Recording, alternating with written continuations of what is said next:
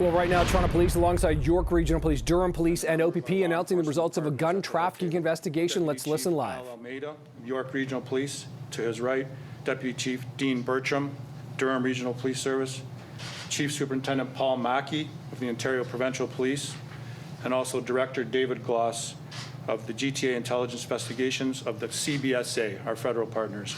And I'd also like to acknowledge our partners at the Bureau of Alcohol, Tobacco, and Firearms and Explosives.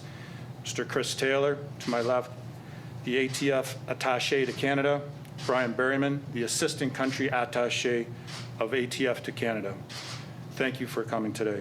On display in front of us, there are approximately 80 of the 170 firearms that were seized in Canada and the United States as a result of this investigation. A seizure of this size is definitely going to save lives on the streets of the GTA and elsewhere, and is a result of the dedicated work of many at the Toronto Police Service and our partners in the room today. I will now ask each representative at the head table to say a few words, starting with my deputy, TPS Deputy Chief Rob Johnson. Once their remarks are complete, we'll take questions. Thank you. Thanks, Steve, and thank you everyone for joining us today.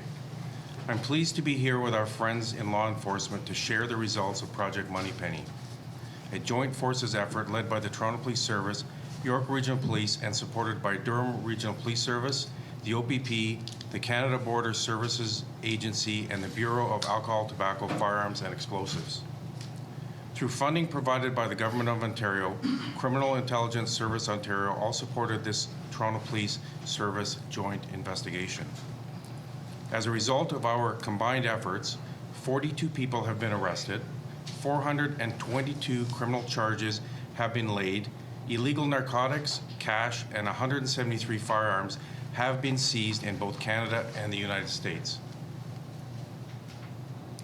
As part of this cross-border firearm trafficking investigation, 87 handguns were seized in Chicago in a vehicle driven by a resident from Arizona and destined for Canada. The guns were covered in bubble wrap to avoid damage to the firearms, and then wrapped in holiday paper in an attempt to avoid detection by border security. The guns were then placed in suitcases and placed in the back of the resident's vehicle. There are some guns unwrapped following the seizure.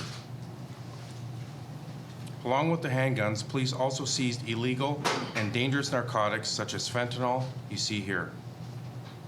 Cocaine was seized in addition to proceeds of crime. Police also seized 3 sets of body armor, along with several other items consistent with firearms possession and trafficking.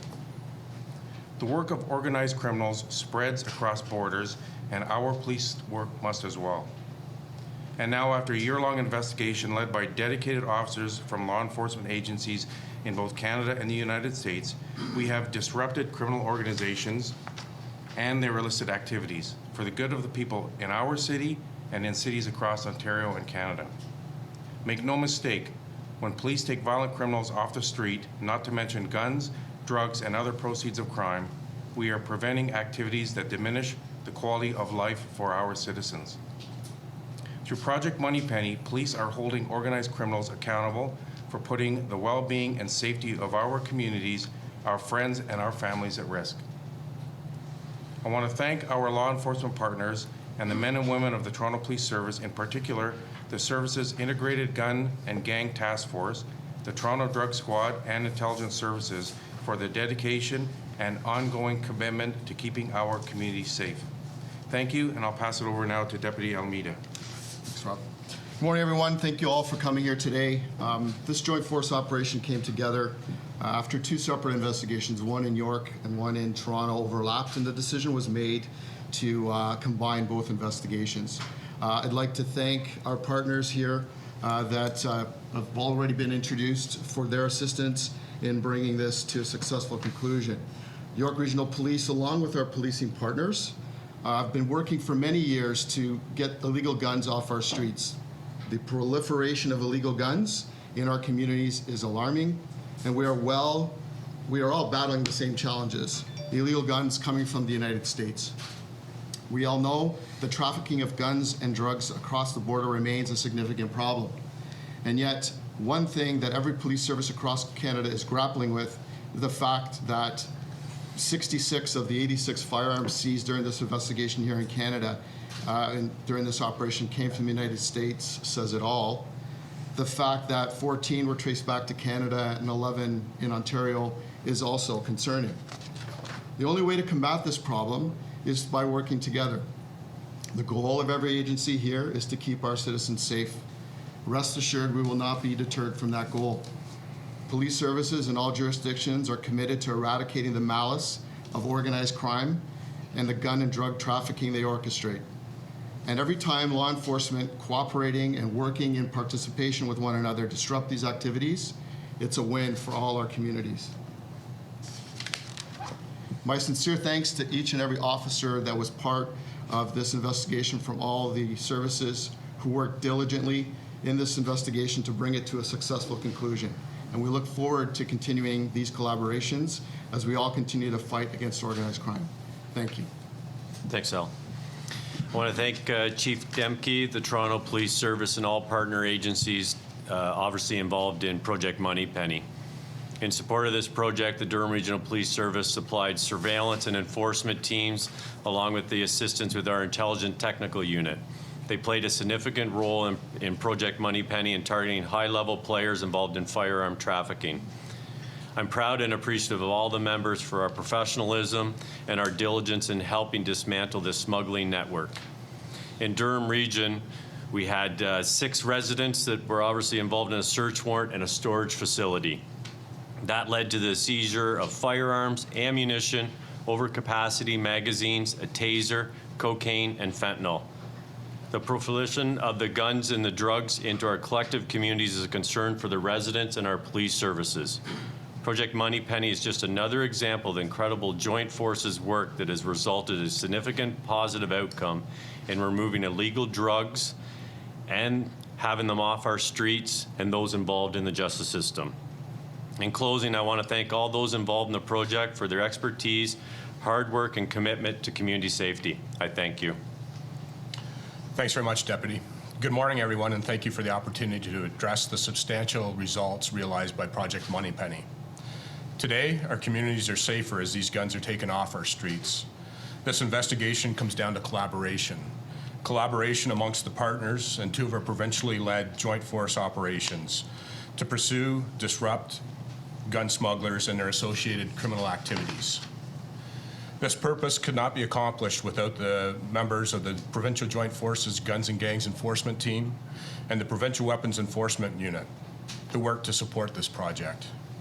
Through the coordinated provincial response, they enhance the ability to collect and share information across law enforcement in Ontario related to guns and gangs.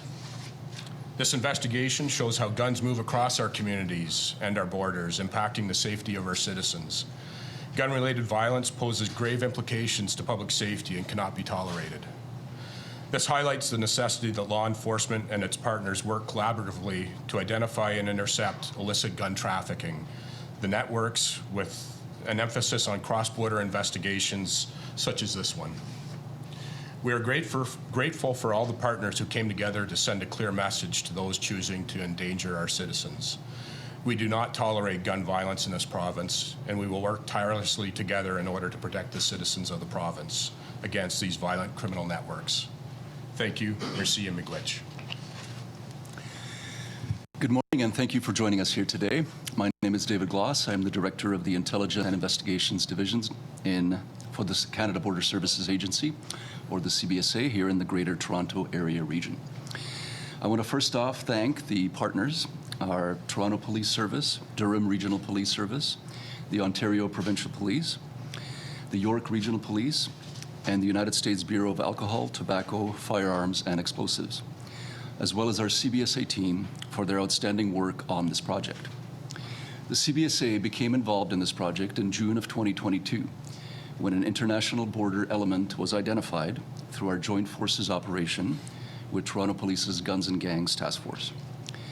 Our intelligence and officers and analysts assessed and provided our partners with border-related information held by the CBSA linked to the illegal movement of firearms across the border. The work CBSA does goes beyond seizures at the border. Our intelligence division specializes in identifying individuals and organizations engaged in cross-border illegal activity, including the illegal movement of firearms and parts. I want to point out that it is important to note that one firearm can be used in multiple crimes, multiple times, so even a single seizure can have a ripple effect. So congratulations again to all the team that worked on Project MoneyPenny. It demonstrates the success that we can achieve when various levels of law enforcement work together in partnership to keep our communities safe. Thank you for your time. Thank you, Director. I'll open it up for questions now. We noticed Sir. that 3 of the individuals arrested were young offenders. Is that concerning? I would say yes, it's always concerning when our young persons are involved. Obviously, whether they're victims or perpetrators, it's absolutely concerning. Correct. Can you tell us where you believe the guns are originating? I mean, this is guns and gang activity, obviously, but where are these guns coming from exactly, apart from the United States? Well, as you know, the firearms legislation and firearm purchasing legislation is different in the United States than it is Canada. These guns were all, well, they were all be traced to different states and different locations. So a significant volume of them came from Arizona. So the primary states, Arizona, Florida, Ohio, and as we talk about the corridor along the I-75. So they'd be traced to individual states and or to the province of Ontario. These are all legally purchased in the U.S. at one point in time. Correct. And then how are they making way through the hands of these young people here or those here? How are they coming across the border? Largest undefended border in the world, right? We all know that. So there's a variety of smuggling techniques that are used. Everyone at the head table here, we all know this. They're coming across the border in different manners and different smuggling techniques. As far as the type of ammunition, these look like they're mostly 9mm, maybe some 22s. The ammunition that you found, was most of it 9mm ammunition? Was it targeted for these weapons, or is there a case of some sort of odd ammunition being used or intended for a weapon that it didn't necessarily fit properly? No, it would be all connected. So a couple of the deputies referred to it as, we talked about our overcapacity. I can tell you there was 23 overcapacity magazines seized, 3 auto selector switches seized, and a significant amount of ammunition for these firearms. Yes. And in Canada, what is an overcapacity magazine? Can you just explain it? Now you're testing me. Over 9, correct? 10. I was just corrected. 10 rounds plus overcapacity equals prohibited weapon. Can you describe some of the weapons here that you've seized? Because I'm seeing a huge variety. I don't know very much about guns at all, but can someone describe what we're looking at here? I would say from my vantage point, there's a large amount of Glock handguns, primarily all semi-automatic. The revolver is kind of self-explanatory. Yeah, we'll leave it at that. And those, these can fire multiple rounds, some of these larger weapons? Correct. Those are semi-automatic weapons.